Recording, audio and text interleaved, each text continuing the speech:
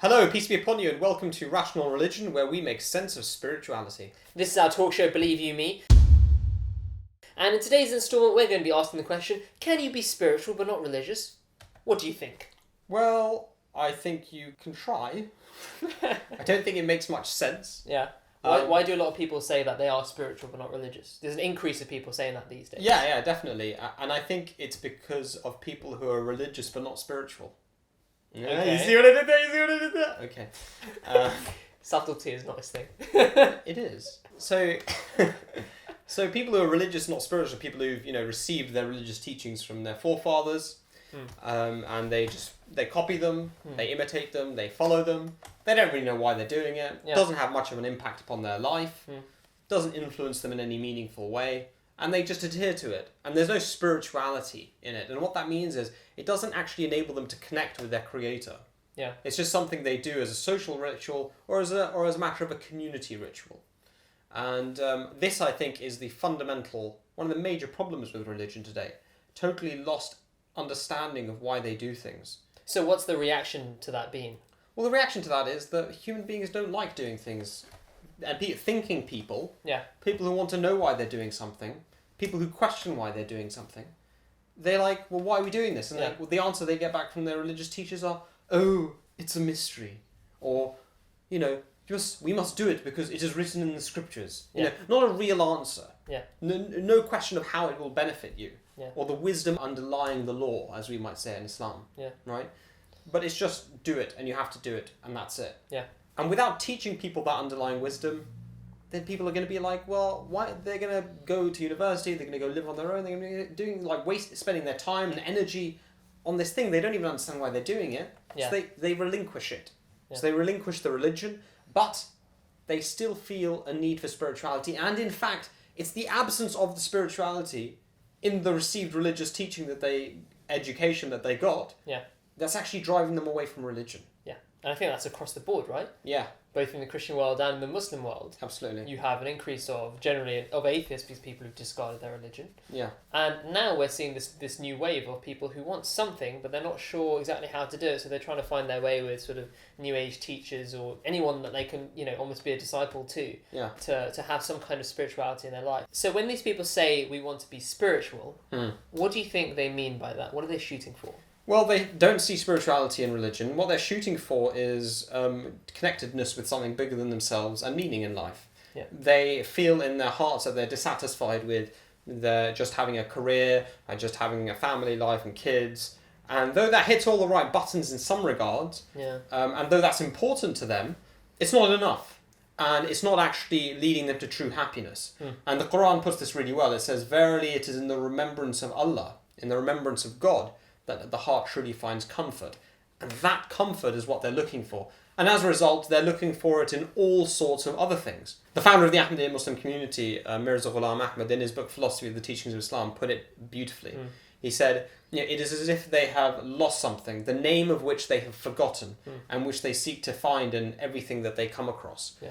And that is such a wonderful expression of what people who are spiritual but not religious looking for. Yeah. Initially, they might look for it in their job, in their career, in their relationships, but slowly they realise that it's not to be found in material things. Yeah. And so they start to look for it in their hobbies, and their hobbies might be trekking, in going out and exploring the world, nature, the natural world. And so they want to connect to something bigger than themselves.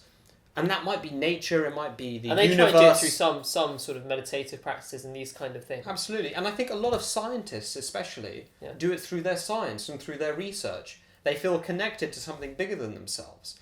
You see this especially among physicists, I think. But what it ultimately is they're searching for God. That's what they're really searching for. But they don't like the idea of the God that they've received from their parents, from their culture, which has so many negative connotations because religion has become divorced from spirituality in so many cases today. So that, I think, is in essence, in a nutshell, people who are spiritual but not religious, they're actually looking for a spiritual religion. Yeah. And I think that feeds into, I guess what our take would be on those two terms, spirituality and religion. For us, spirituality is having a connection with God, but it's not just having a one-way connection with God, it's a two-way connection with God, where speak to God and he speaks back, and where you have genuine interaction with him. Yeah. Not only that, religion for us is the vessel which contains the water of spirituality. Yeah. So actually they're inseparable one from the other. Yeah. Spirituality is naked without religion, and religion is empty without spirituality. And it's almost like trying to drink water which is spilt on the ground compared to drinking water out of a jug. Right? Yeah. If you, in the former, you're only going to get so much, but it's also going to come in with dirt, and it's not going to actually be the real stuff. You're never going to be able to drink your fill. Whereas if it's in a jug of water, of course, you can take it as you please and as much as you need. Yeah. You'll have it, and it'll fill you up as well. Yeah. So for us, religion acts as the form, as the shell, and spirituality and a connection with God is the kernel. Yeah. But to have one without the other, it just won't work. So spirituality is the essence of religion. It's the end point. It's not the end point. It's a continuous journey. Yeah. But it's the means by you get there. You attain it through religious practice. Yeah. And I think this is one important point which I think sort of spiritualists out there should think about is, where have you learned your spiritual practices from ultimately? Yeah. What are who are the people whom you draw inspiration from? Often in today's age, they take it from Eastern mystics and sages.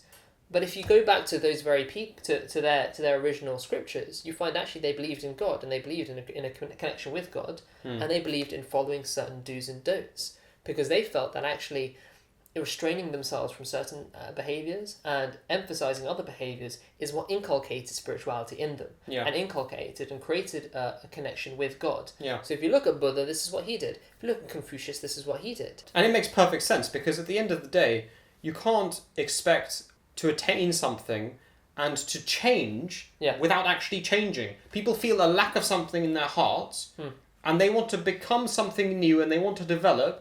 Purely through thinking, really. But they don't want to actually change. They don't actually want to change anything about their life, right? To actually attain that change. And that's contradictory. If you feel like you've got a lack of something, then obviously you need to do something. You need to practically do something. And people often say, especially atheists, they'll say to me, well, how do I have to connect with God? And I say, well, the first thing you need to do to establish a relationship is talk to God. That's the natural first thing you do. If you see somebody over there and you want to get to know them, what do? You go over there and you talk to them. Yeah. Right? But they don't want to do that. They don't want to engage in prayer. Well, I'm like, well, if you don't want to engage with the most basic step, which will lead you to a connection with something bigger than yourself, then don't complain if you don't attain spirituality. Yeah. And if you don't get that two-way connection. Absolutely. I think prayer is a really good example, because people, for instance, may look at something like the Islamic prayer, similar things in other religious traditions as well, but where we know the Islamic prayer best. Yeah. They look at that and they think, oh, it's just rituals. But actually, the actual form of the prayer is designed to inculcate the spirit. Yeah. So, for instance, in the Islamic prayer, when you're sort of like that, you are essentially standing before your Lord. Yeah. Okay? Like a servant before his master. And then you bow down as, again, you're at a position of humility. But then you climax in your humility through the prostration. Yeah. And when you're in that position, you say, Holy is my Lord the Most High, when you are at your lowest. The most exalted, yes. Yeah. So actually, the form of the Islamic prayer is designed to inculcate the spirit. And the spirit is the end, but it cannot be inculcated without those rituals, without the form. Yeah. And that's why we have the rituals, and that's why we have the rituals of religion generally. Yeah. It's in order to create the atmosphere, the spiritual atmosphere, externally and internally, to achieve a connection with God. Yeah, and I think actors, funnily enough, probably know this better than anyone else. Yeah. There are lots and lots of schools of acting which talk about how you manipulate your external form to induce an internal state. Yeah. The founder of the Ahmadiyya community, again, in his book Philosophy of the Teachings of Islam, he points this out beautifully. He says, if you pretend to cry, you will begin to feel sad inside. Yeah. And if you walk about with your chest stuck out really proudly, it will induce a state of arrogance and pride. Yeah. And that is because there is a connection, a deep connection between our physical movements and the movement of our spirit, the movement of our soul.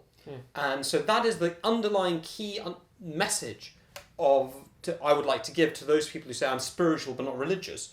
Because what they're really saying is I'm spiritual, but I don't want to necessarily follow a prescriptive teaching which will tell me abstain from this and do this. Now, where does that prescription come from?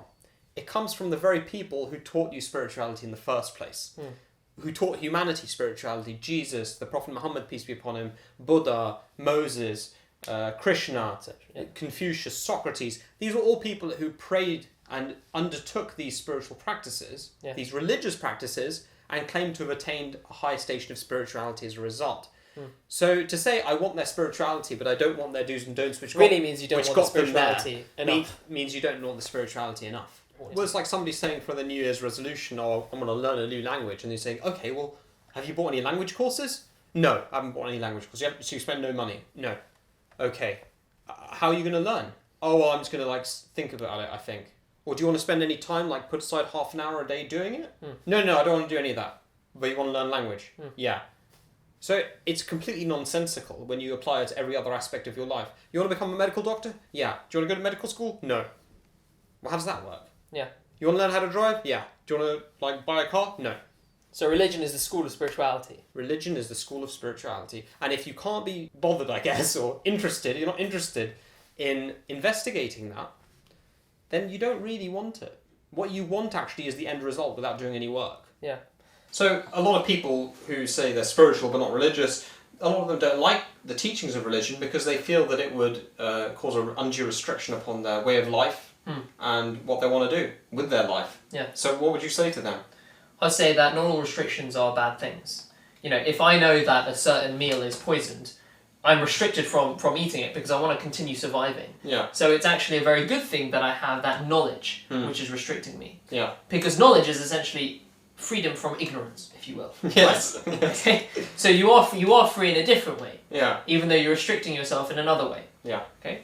But the key thing is that we always accept restrictions when they help us to achieve our purpose. Yeah. In whatever field of life, be it we want to have a good job, or we want to be if you want to be a doctor, then you restrict yourself into a university library for 6 years. Yeah. Okay. You don't have the freedom to go do what you want every evening. Yeah. Because that's your aim. Yeah. So you accept those restrictions on your freedoms. Yeah. And freedom in this situation will get you nowhere. Yeah. Absolutely. Freedom is not always the goal. It's if you Actually, make it quite rarely the goal in many ways. Yeah. Animals on the street, they're perfectly free. Yeah. They're not achieving anything. Yeah. Right? Yeah. Human society and human civilization is about limiting ourselves in certain ways to channel our capacities and our faculties in ways that are more productive for our end goal. For a higher goal than simply breathing, eating, sleeping, reproducing. Yeah. That's a very good point. And I think another thing that people who say they're spiritual but not religious need to think about is the fact that accountability and the role of accountability in religions and they need to reconcile themselves with it, because I think that's one of the main issues that they have problems with. People don't like the idea that they'll be held accountable for their life. But it's a similar thing, because for instance we all accept that traffic lights are a good idea. Yeah. Right? Yeah. And we all accept that actually we should be accountable for running red lights. Driving through red lights, Yeah, because you're going to create discord and mayhem in society. Yeah. And it's the same at a social level as it is at an individual level. We should have restrictions on ourselves, because if we simply give in to all of our cravings and all of our desires, then actually the end result isn't going to be good for us. I love all kinds of chocolate. Okay? I love lots of unhealthy things. I wish, sometimes I'd just sit on the couch and be a couch potato and never go exercising. But obviously my fine physique doesn't come from nowhere. I get your point. Your body is naturally accountable to your mouth, basically. Yeah.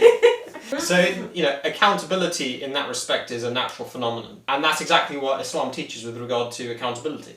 That your actions will naturally produce a reaction on your soul, and your soul, which will survive after death, will either be born as an unhealthy or a healthy soul, and it will reap the consequences of it. And that will be your heaven or hell. And that will be your heaven or hell. And that is what accountability is in Islam. It's almost an automatic process. I think people don't like the idea of God sitting in judgment. But that's often because that's not really quite what Islam teaches, that God is a judge. He teaches actually that God is the master. In other words, you belong to God, and God will treat you in a merciful and loving fashion because you belong to Him. You're His property, effectively, because He created you and sustains your life, and He'll cause you to die, and then to Him shall you be made to return, as it says in the Quran. So I think that's how to think about restrictions and accountability. I think you put it very nicely there.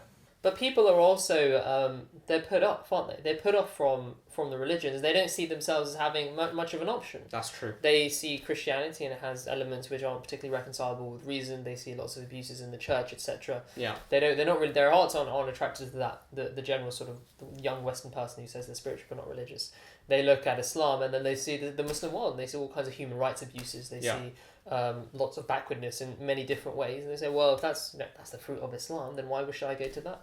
And then they look to Eastern traditions and they find things which, to be honest, a bit more hazy in it and less well defined, and sort of attach, take that, a bit of that, a bit of that, and then they forge their own philosophy. Yeah.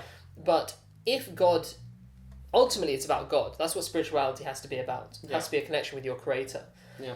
It would be a deficiency on God's part to create that want and that need inside of us, but not to fulfill it in every age, not to give people the access to actually fulfill their need to have that connection. Absolutely. So they should think to themselves, if God has created us and He's planted that need into us, then there should be somewhere a teaching which is accessible to me, which is both spiritual and religious. Yeah, and that's what we claim in the Ahmadiyya Muslim community, that by following the teachings of Islam as explained and as understood by the founder of the community, who is, we believe, the Messiah of the Muslims and of the whole world of today, that is his purpose in bringing Muslims and the whole world, in actual fact, through Islam back to their Creator. He said, I have come so that I may rejoin the estranged connection between God and man. And he claimed to be what we would call the second coming of Jesus. And that's a concept which has become mythologized. Not that he was Jesus himself. We believe in a different understanding of Jesus, that he died, and his second coming is in actual fact the coming of a person in his name with his same function. It's important to point out why it was prophesied that Jesus would come back. Out of all the prophets that have existed, why is it that in the Christian and the Islamic tradition it's Jesus who has said that he's going to come back? Yeah. Why was that title given? It was because at the time of Jesus, more so than at any other time, religious dogmatism was at its height, with the Pharisees and the Sadducees, who had taken religion and turned it into a means of making money. A good example of this is noted in the Bible, where the Pharisees used to say that it's said in the Old Testament that if you abandon your parents or you curse your parents, you should be put to death.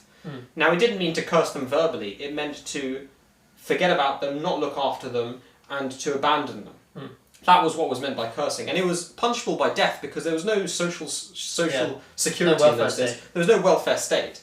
Abandoning your aged parents was putting them to death. Was putting them to death. Yeah. And the Pharisees of the time, they said, don't worry about that teaching. If whatever money you would have spent on your parents you give to the temple, and therefore to us, you will be regarded as having discharged your obligation to your parents. Which is absurd, because your parents are still going to die. So you've still committed the act, the crime. But Jesus came, and what did he say? He said, this is abhorrent. This is a violation of the law, and it's undermining the law, right? And the religious teaching. And he brought people back, and he connected their religious scripture and their teaching to their underlying message. And today, especially among the world of, among Muslims, but really amongst all religious faiths, you have the same problem. You have religious dogmatism and religion becoming divorced from spirituality. And that's why the founder of the Ahmadiyya Muslim community, Mirza Ghulam Ahmad, said that God had appointed him as the Jesus for this age to bring people back to their spiritual origins and to actually connect religion with spirituality again. So that's our discussion and our message. Make sure you subscribe below and tune in for more episodes of Believe You Me here on Rational Religion. Take care. Peace be upon you.